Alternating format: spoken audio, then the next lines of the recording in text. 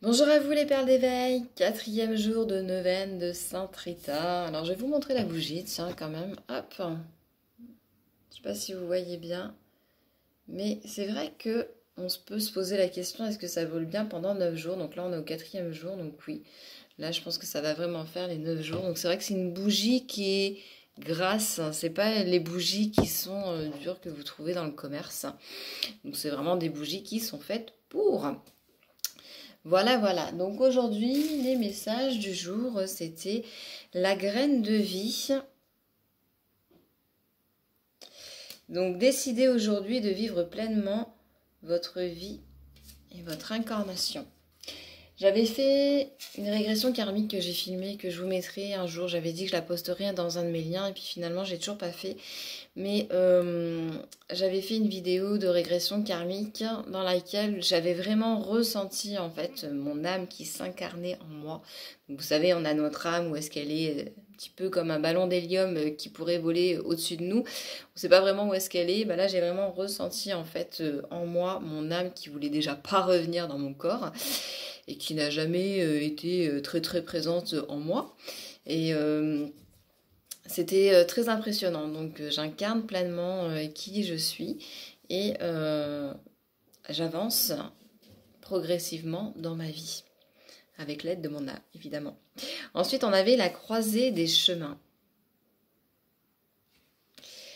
qui nous dit plusieurs options se présentent à vous. Prenez le temps de ressentir ce qui est le meilleur pour vous. Je vous le disais, c'est vrai qu'il y a beaucoup de choses là, qui arrivent à moi. Donc, je vous le répète, je suis assez pétocharde et quand j'ai plein d'informations comme ça, j'ai tendance à partir un petit peu dans tous les sens, à regarder ouh là c'est bien, ouh là c'est bien, et puis finalement ne rien saisir. Donc, d'où l'importance de s'incarner, de travailler sur le premier chakra qui est le chakra racine, afin de pouvoir matérialiser dans la matière tout ce qu'on peut avoir comme idée, comme option, etc. Voilà, moi c'est vraiment une de mes grosses difficultés, hormis la communication. Parce que c'est vrai que j'avais dit que j'allais faire plein de choses aujourd'hui et finalement j'ai pas fait grand chose encore une fois. Donc on accepte hein, voilà, d'avoir des journées de flemme, des semaines de flemme et de ne pas avancer mais de travailler autrement. Donc c'est pas parce que vous ne travaillez pas physiquement que vous ne travaillez pas psychologiquement, énergétiquement et c'est aussi important même si ça se voit pas. Et pourquoi je vous dis ça? Parce que oui, dans ces vidéos, en fait, j'ai pu voir que j'avais encore un énorme problème de communication, bien que je sois très communicante pourtant quand on me voit comme ça dans la vie de tous les jours. Mais tout ce qui est communication, des sentiments, c'est quelque chose que j'ai encore beaucoup de mal à faire, je m'en rends compte. C'est-à-dire que dès que je vais avoir un lien intense avec une personne, je vais bloquer la communication de peur de dire des conneries, qu'il n'y ait pas une communication qui soit réciproque. C'est-à-dire que moi, je peux dire des mots avec une intention et que la personne les comprenne autrement. Et rien que l'idée de savoir qu'on ne sera pas sur la même longueur d'onde ou que je ne sais pas si on sera sur la même longueur d'onde et qu'on va bien se comprendre, eh bien je préfère ne pas communiquer. Voilà. C'est-à-dire que si j'ai envie de voir une personne et lui dire écoute j'aimerais te voir et puis faire un hug avec toi, eh bien je ne vais pas lui dire parce que j'aurais trop peur en fait qu'elle puisse se faire des films ou qu'elle se dise elle est complètement tarée ou je ne sais quoi.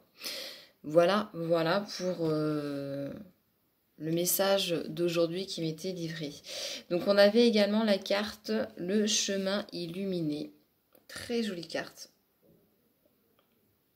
Je la mets bien là. Je me rends compte que je mets pas bien les cartes. Et qu'en plus, le zoom il n'est pas terrible. Donc le chemin entrepris est le meilleur pour vous. Peu importe le chemin que l'on prend, c'est le meilleur pour nous. C'est génial. Seulement on n'aime pas se tromper, on n'aime pas quand ça avance pas, on n'aime pas quand on rame, on n'aime pas quand on voit qu'on est planté dans une situation et que on pense à quelque chose de mieux. Mais on s'en donne pas les moyens. Pourtant, j'ai super mal aux jambes. Je suis pas bien, pas confortablement installée. Mais oui, on sait ce qui est bon et quoi mettre en place pour nous. Pourtant, on ne le fait pas. Donc, Mais c'est juste pour vous donner un exemple. Je sais tout ce que je dois mettre en place pour avoir plus de clients et vivre pleinement, librement, sans plus être employé et vraiment travailler comme je l'entends en fait. J'ai toutes les informations et j'ai tous les schémas de ce que je dois mettre en place. Pourquoi je le fais pas? C'est pas qu'une question de flemme, c'est comment dire? Je sais pas, j'ai pas les mots, mais voilà, je m'en donne malgré tout pas les moyens. Pourtant, je sais très bien que si tout ça s'était mis en place, eh ben, je serais à 80% de ce que j'ai envie de mettre en place. Je sais pas si vous m'avez capté. Et de toute façon, vous avez l'habitude, en fait, je commence un truc et je vous laisse terminer mes phrases. C'est assez pénible. Donc c'est bien quand tu es en face d'âme sœur avec qui tu peux communiquer. Et j'ai conscience que ça peut faire chier quand on est face à une vidéo et qu'on ne connaît pas forcément la personne. Bon, écoutez, j'espère que vous aurez eu le message. En attendant, voilà, peu importe le chemin que vous prenez, c'est le meilleur pour vous parce qu'il y a un moment où vous devez faire des apprentissages, un moment où vous devez consolider les choses pour pouvoir vous sentir en sécurité et être prêt à faire autrement. Il y en a d'autres qui vont foncer dans le tas direct, se vautrer et se remettre en action immédiatement et se dire, bah voilà, c'était pas comme ça, hop, c'était comme ça. C'est comme quand vous montez un meuble, il y a ceux qui prennent la notice ou ceux qui, comme moi, se disent, ah, attends, c'est pas compliqué, tu mets les vis dans les trous et puis tu vois bien comment c'est construit et il y a toujours un moment donné où tu dis, ah non, j'ai peut-être merdé, j'aurais peut-être dû prendre la notice. Et ben voilà, dans la vie, c'est pareil. J'ai tendance à faire un petit peu n'importe comment. Et même si je sais qu'il y a une structure qui me correspond et que je devrais prendre cette façon-là de procéder, voilà, pourquoi je ne le fais pas? Je ne sais pas, parce que j'ai besoin d'expérimenter les catastrophes pour après me dire, eh ben voilà, c'était comme ça qu'il fallait faire. Mais je m'en plains pas, je ne m'en plains pas. Je suis parfois fâchée après moi, malgré tout, je m'aime, comme je suis avec tous mes défauts et mes imperfections. Dernière carte, il y avait l'enchantement. Hop. Qui nous dit « Tout peut devenir possible lorsque l'âme agit ». Donc là, on est en plein dans le thème. C'est assez cohérent au niveau de ces 4 cartes. À chaque fois, je ne sais pas si vous avez remarqué, mais vraiment, les messages, en fait, ils s'emboîtent bien pour nous révéler, en fait, qu'est-ce qui se passe et vers quoi on peut aller. Donc, là voilà, décidez aujourd'hui de vivre pleinement votre incarnation, car plusieurs chemins se présentent à vous. Prenez le temps de ressentir. Le chemin que vous prenez est le meilleur pour vous et tout peut devenir possible lorsque l'âme agit. Ça ne peut pas être plus clair au niveau du message. Laissons, allez, je m'inclus dedans évidemment, parce que c'est ma neuvaine que je vous partage. Laissons notre âme agir, demandons à notre âme de prendre les commandes. Notre âme a beaucoup moins peur que nous pour pouvoir mettre les choses en place et accepter du nouveau. Je ne suis pas dans cette optique de tuer l'ego, faire taire l'ego.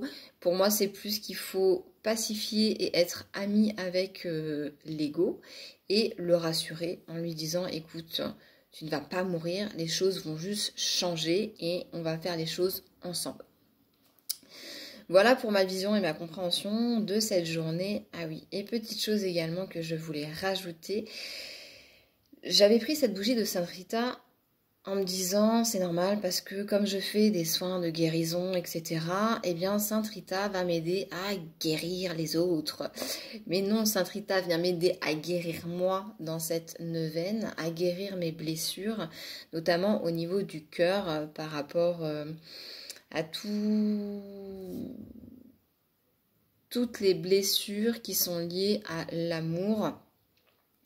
Donc c'est autant par rapport à l'amour qu'on peut recevoir et la sécurité dans laquelle on peut se sentir par rapport à l'univers, par rapport à nos parents, par rapport à notre partenaire de vie et par rapport à nous-mêmes finalement. Voilà, c'est vraiment cette guérison-là que je ressens. Parce que j'ai un petit peu quand même, je me suis posé un peu les questions de me dire, bah, c'est vrai que j'étais partie sur la Vierge miraculeuse et finalement je me retrouve avec Sainte Rita, il y a forcément un truc, un lien, machin. Sainte Rita fait les guérisons comme Padre Pio, on m'en a parlé, j'en ai rêvé, j'ai eu des messages. Et puis finalement, c'est pas uniquement pour les autres, c'est en priorité pour soi. Donc même si je le dis, là je le conscientise. Je vais l'oublier demain peut-être, très certainement. Aujourd'hui j'étais contente de me dire, non, Sainte Rita elle n'est pas là pour les autres, pas pour que tu puisses compter sur elle lorsque tu fais les soins, pas qu'elle t'apporte des énergies de guérison pour que tu puisses les transmettre aux autres, mais des énergies de guérison et un accompagnement, une stabilité, une ressource pour moi. Voilà, voilà. Eh bien écoutez, c'est tout ce que j'ai à vous dire pour aujourd'hui. Je vous souhaite une excellente journée ou soirée. Ah si, j'avais un dernier truc. Je vous ai parlé que peut-être que j'allais faire des rêves. J'ai pas la carte sous la main, la carte que j'ai tirée d'hier. J'ai fait des rêves et vraiment je suis dégoûtée. Je m'en veux pour ça quand même. J'espère que ça va se renouveler cette nuit et que j'aurai pas la flemme. C'est dingue hein, cette flemme. Mais j'ai eu des rêves et je me suis dit c'est tellement clair que je ne pourrai pas les oublier. Check. J'ai eu deux messages en ce qui concerne et l'amour et le chemin spirituel, enfin c'était par rapport à l'accompagnement. C'était un message de Sainte Rita, ça c'est sûr et certain. Mais voilà, du coup je me suis dit, les deux fois je me suis réveillée, je me suis dit ok c'est bon, c'est tellement clair, limpide, que demain matin de toute façon je m'en souviendrai. Et non, je me suis réveillée, mais j'arrivais même pas à me souvenir d'un seul mot, d'un seul visage, Voilà, je sais le contexte, mais je sais plus du tout ce qui s'est passé, qui était présent à ce moment-là. Donc, bon, bah voilà, j'ai plus qu'à recommencer, à redemander. Je vais mettre un petit papier, un petit crayon, et ouais, j'espère que j'aurai pas la flemme et que je me dirai, bon, allez, vas-y, prends le temps de noter au moins quelques mots. Pourquoi je vous le dis? Parce que ça peut vous être utile de vraiment laisser un papier, un crayon sur votre tête d'oreiller, pardon, voilà, un petit truc à côté de vous pour pouvoir noter les messages que vous avez dans votre sommeil. Voilà. Parce que souvent on s'en rappelle pas, puis après on est un petit peu dégoûté. Sur ce, là pour de vrai, je vous dis à demain, je vous fais de gros bisous. Ciao.